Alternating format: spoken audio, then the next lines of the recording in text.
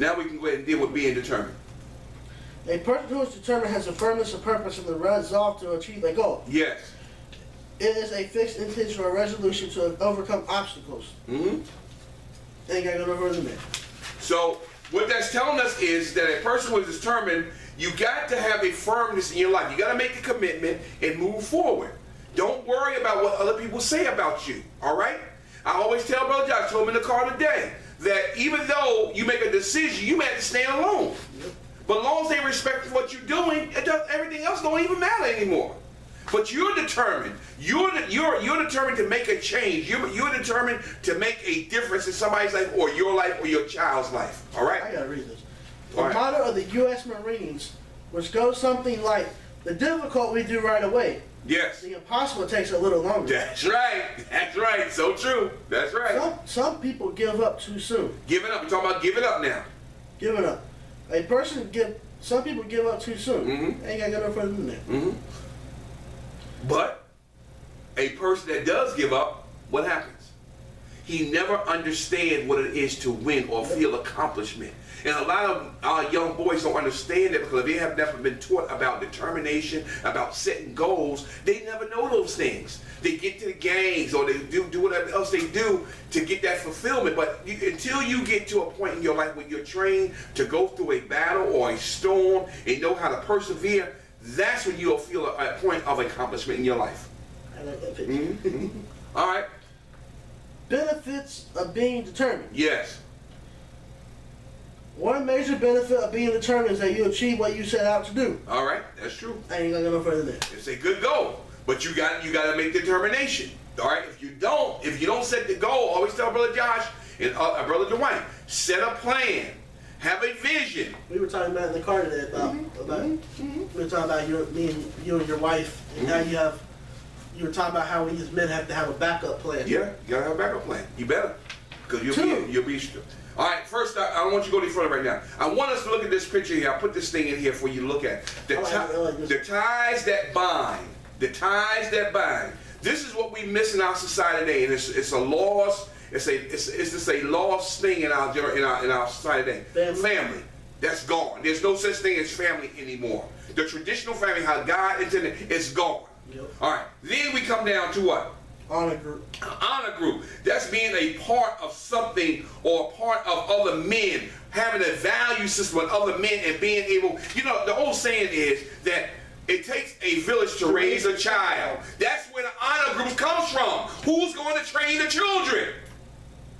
The men are supposed to train the children. I mean, the boy children, the wife can change the girl, but who is going to train the leaders of tomorrow? That's not there no more. That's why the world's in the position that's in. What's the third one, Brother Josh? Community. Community. So if there's no family, there's no honor group, then there will be no community. There's going to be a disregard. There's going to be what you see in the street. There's going to be killing. There's going to be drugs. There's going to be everything going on in society. Everything. All right, let's go down to number 2. Become a coachable man. Pay attention and learn something. Become a coachable man. See, I had that problem, Brother Josh. I was very uncoachable. I thought I knew it all. I remember I came down here from New York and went to Christian Faith Center in Creedmoor. I thought I knew it all. I knew Jack. I like this picture here. It says, okay. I promise to teach. You promise to learn. That's right.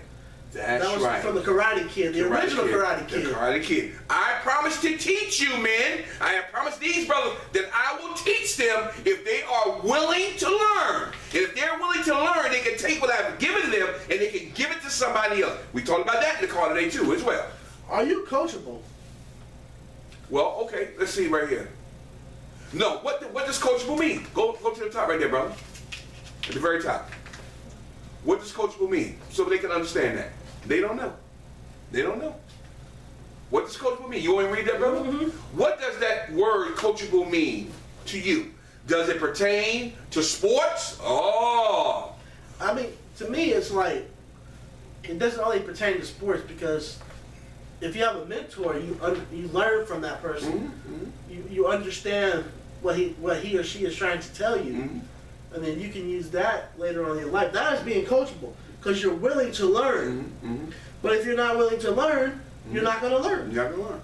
All right. Also, or can it be used in other scenarios? In this case, it is someone who is willing to take and respond rightly to being critiqued. A lot of us do not know how to receive criticism or constructive criticism to help us grow. We all gotta learn. It's hard for men to do that because we feel that we got it under control. Yep. That's why we don't have a. I'm gonna change that word coachable into biblical word, which means teachable spirit. Do you have a teachable spirit to receive the knowledge and wisdom that God is trying to give you through the instruction of somebody else? Do you have a teachable spirit? A lot of us as men, we do not. Because of the what? What's the P word? What's the P word we use? P-R-I? Principles. No, P-R-I-D. Pride. There you go. Because of the pride issue. Hey, it took me a minute to think. I'm reading this and you're asking me a question. All right, let's go through. Are you coachable? The 5 steps to coachability. Yes, let's run through these, brother. A proverb says that only stupid men learn from experience. Only a what man? Stupid man. Good God from Zion. Wise men learn from other people's experience. Yeah, yeah. Hey, did you hear the difference what Brother Joshua said there? Let me say it again. The proverb. Go ahead, brother. The proverb says that only stupid men learn from experience. Only stupid men learn from experience. Wise men learn from other people's experience. That means that he won't make the same mistake as somebody else because he's having a teachable spirit and he can receive instruction and don't go down the same road that the other person did. Coachable people all share 5 distinct character All right, traits. what are they, brother? The first trait is humility. Ooh, you got to be humble. You got to be humble. Good God from Zion, Brother Josh. That's huge. Wow. The second trait that coachable people share is an action bias. Okay, what does that mean, action bias? A willingness to get up and do something. So that means get up off your do for nothing and do something. Don't expect everybody to keep giving you. You got to put principles into action for them to benefit you.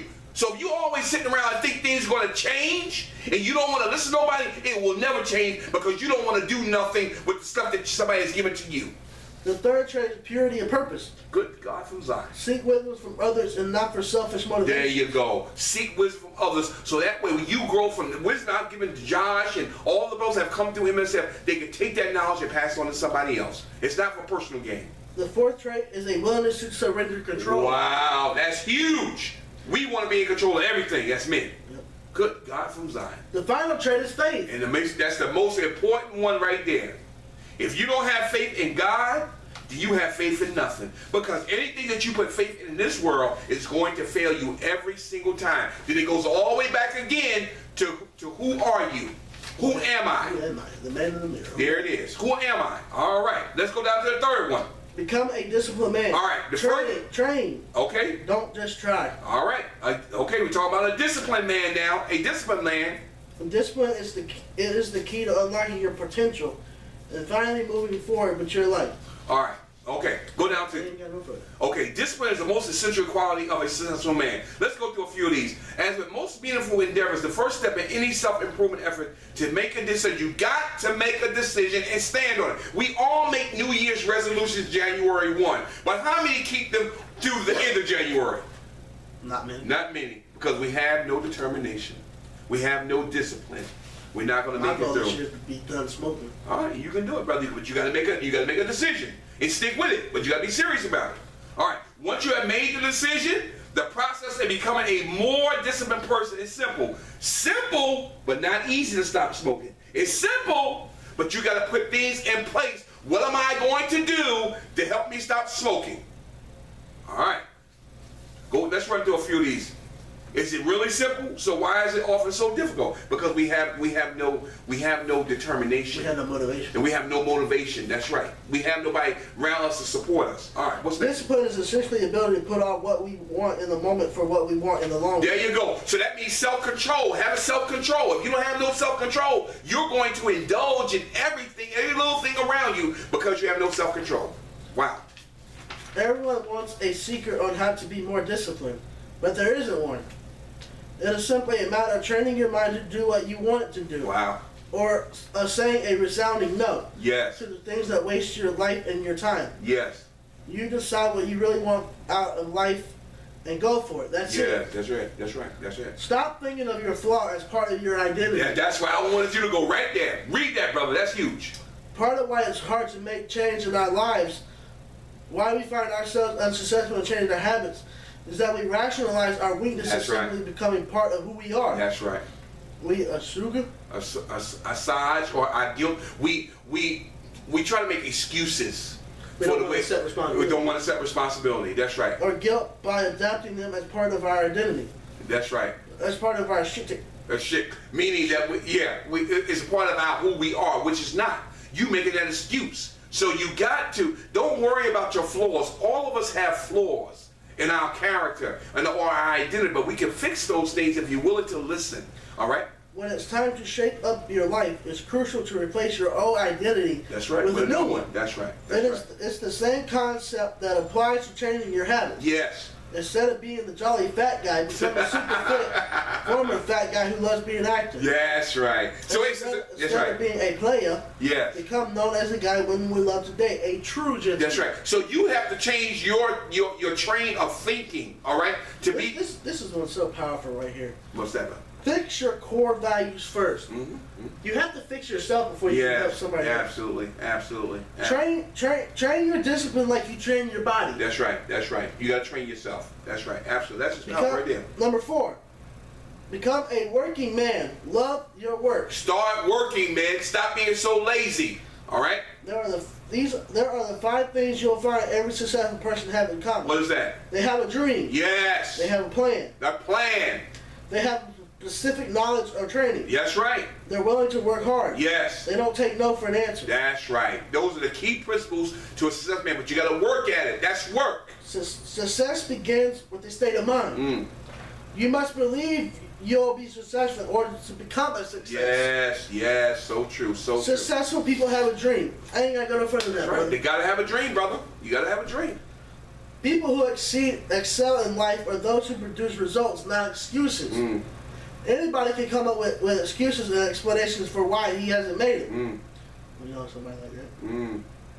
Those who want to succeed badly enough don't make excuses. That's right. Don't make excuses. Successful people have ambition. That's right. You got to be ambitious. That's right. Successful people are strongly motivated toward achievement. You got to be motivated. That's right. Successful people are focused. You got to be focused. Don't let nobody break your focus.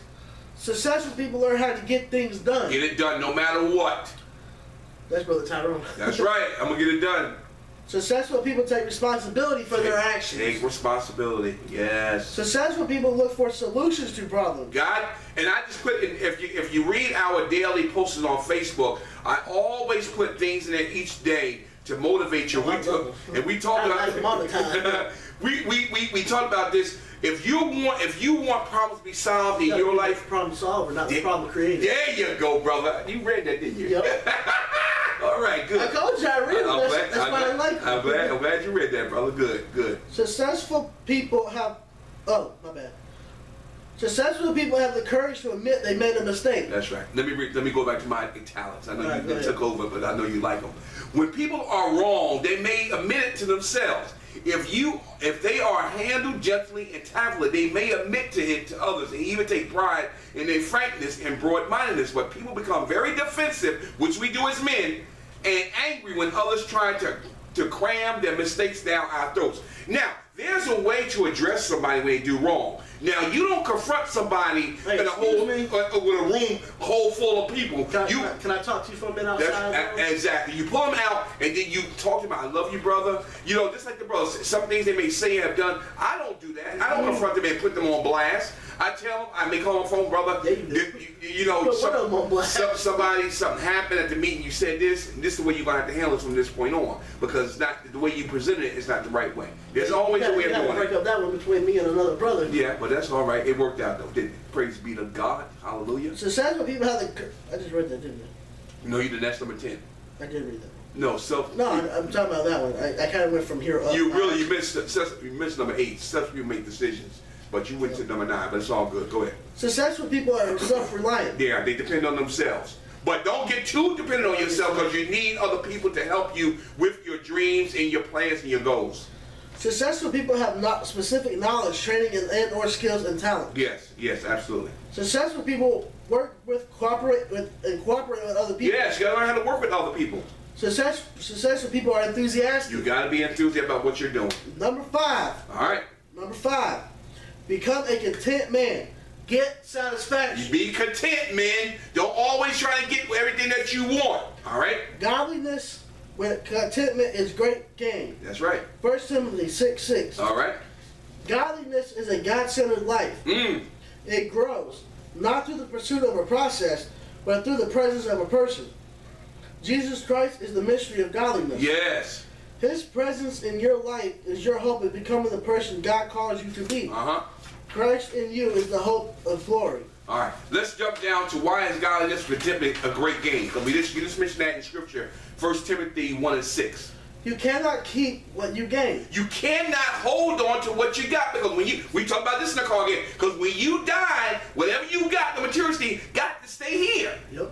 You got to. You can't take it with you. There's a song that I like. It's by George Strait. He said, I ain't never seen a hearse with luggage rack. That's right. It ain't going to happen, brother. All right. Let's go to the next one. You will encounter powerful Oh, my temptation. God. The devil, he working. You know he working. Read that. But you got to rebuke that devil in the name of Jesus. Good God from Zion. Read that, Brother Josh. People who want to get rich fall into temptation. Yes. And a trap and into many foolish and harmful desires. Yes. That plunge men into ruin and destruction. Yes. The love of money is the root of all kinds of evil. It is right there. If you set your heart on money, you expose yourself to powerful temptation that ruin many people. That will ruin you too. So don't open yourself to temptation. When you love money, that's what happens. Eventually, you're going to fall. All right, Brother Josh. Number 3, you may wander from the faith. Yes. Everybody wanders from the faith, but eventually they find their way back. Yeah, but if they're not rooted in the faith, they will never. Yes, that's right. That's right, brother. Absolutely. You will experience great sorrow. Good God from Zion. Woo! Some people do what, brother?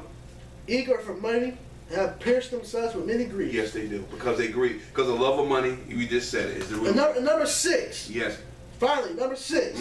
Become a devoted man. A devoted man. A devoted man. Becoming a fully devoted follower of Jesus Christ. You got to be first. You first have to be devoted to God first. Because if you're not devoted to God, everything else in your life is going to fall. Eventually going to fall eventually. A life of rich intellectual relationship with Him. Yes. A deep confidence in His love for us. Yes. Pursuing, accepting, sustaining us. Yes. The qualities of eternal life that begins now. Yes, absolutely. Security and safety in His kingdom despite difficult circumstances. Yes. It starts with the sinner. And we did a diagram here. Christ has to be in the center of everything that you do.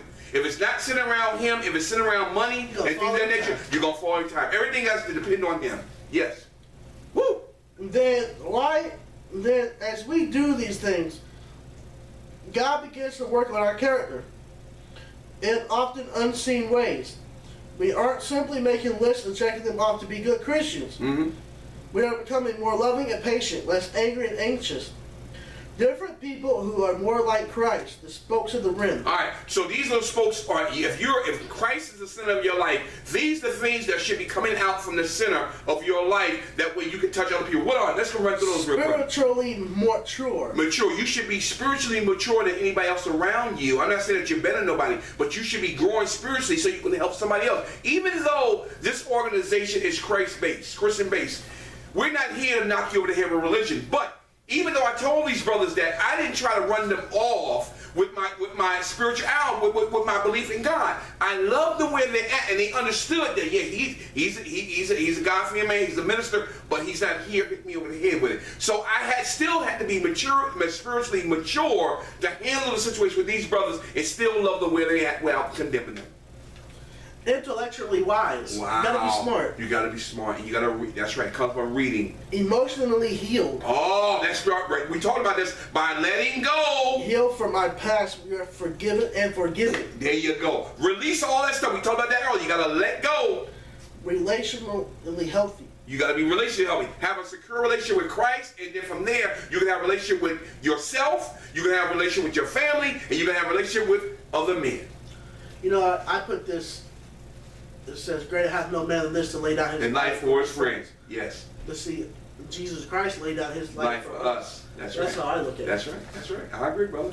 Physically balanced. Yeah. Okay, physically balanced. That means to keep. Go ahead, brother. Professionally skilled. So physically balanced means basically keeping your body together. All right. Okay. Go ahead. Professionally skilled. Yes. We see God as the boss. Yeah, he's our boss. We got to give him honor. Financially free. Yes, learning how